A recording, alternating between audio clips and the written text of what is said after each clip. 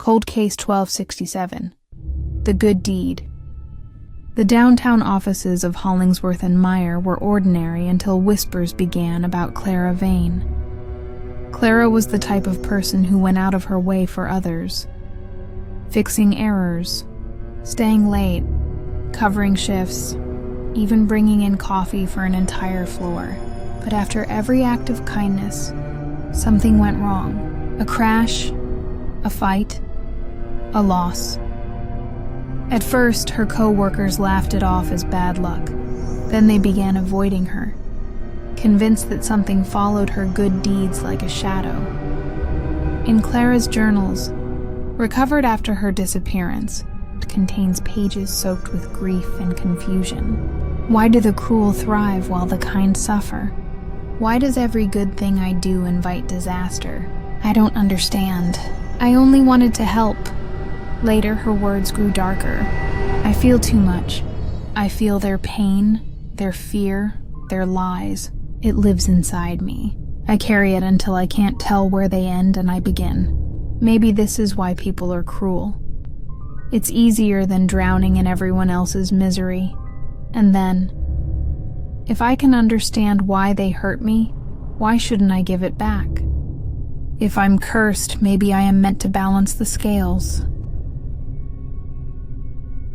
Later entries became less like diary pages and more like rituals, repetitions of numbers, rows of eyes, names of coworkers circled again and again.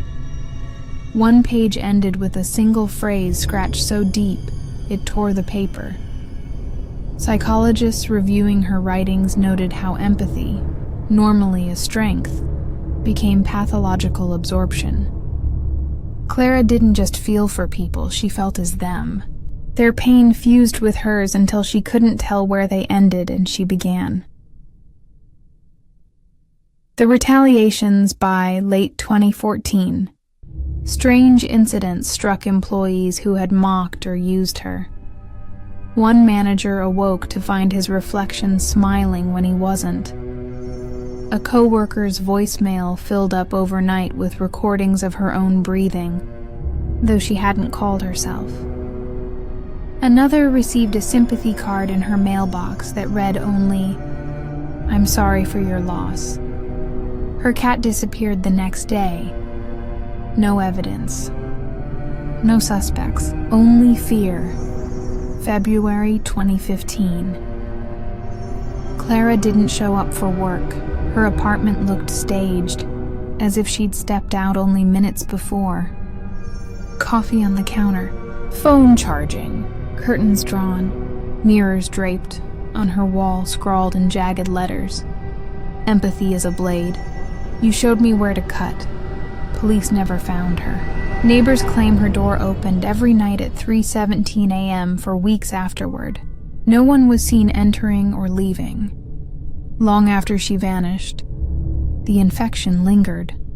Former colleagues report phantom migraines, as though someone else's thoughts are pushing inside their skulls.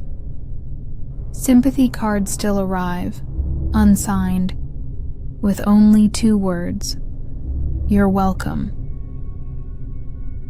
Forensics traced a series of company emails years later, sent from Clara's long-deleted account. The subject line was always the same. Do you feel it too?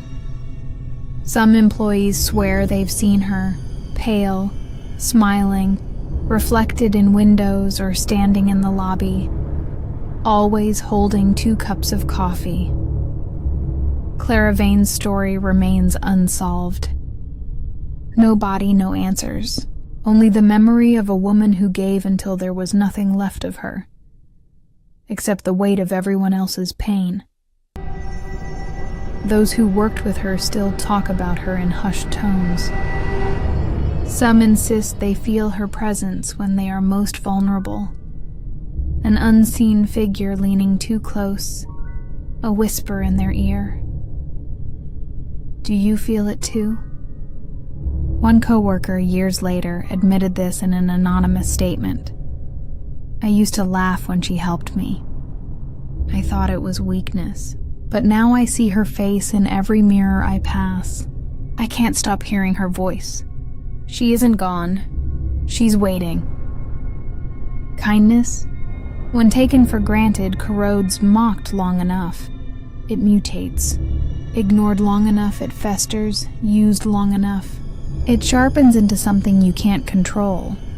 Clara's case is not just about one woman who vanished.